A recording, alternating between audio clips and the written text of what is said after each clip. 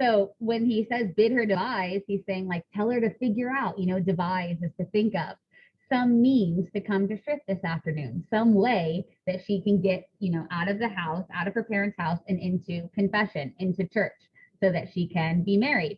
There she shall at Friar Lawrence cell. A cell is like his, you could say it's his office or his, you know, uh, his domicile, his house, his cell, his room, like his back office or something.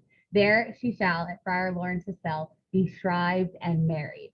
So shrive, we don't really even need to know what shrive means, right? Because it's not about knowing every single word as long as we understand the bigger picture, right? There she shall be what? What's she gonna be when she gets to Friar Lawrence's house or church?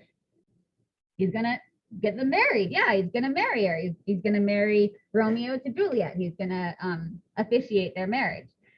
And then he says, "Here is for thy pains," right? He gives her some money, like like as a tip because she just came so far.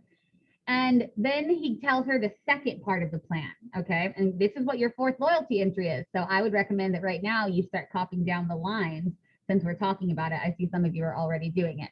This is on page 101, or you could just look at what's on the screen. So I just talked about this top part. Now I'll talk about the second little portion that's lines 190 to 192. And stay, good nurse, behind the abbey wall. Within this hour, bless you, my man shall be with thee and bring thee cords made like a tackled stair.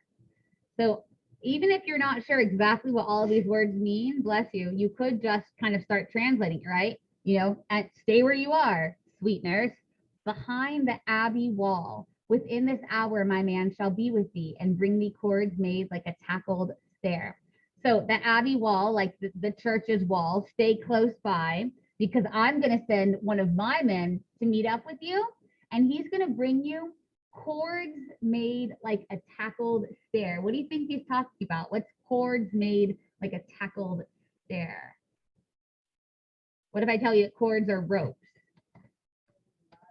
A rope ladder. Very good. So it's a rope ladder. So he's like, so here's what's gonna happen. You get Juliet to come to church. We're gonna marry her, and then you know what comes after marriage, right? I mean, the whole reason we're doing this is the wedding night. Okay. So you stay after we get married. I'm gonna send one of my servants to give you a rope ladder. And then I can use the rope ladder to climb into her bedroom at night in the dark of night. And so I stopped the quote that you have to analyze there, but it goes on, for him to say that the rope will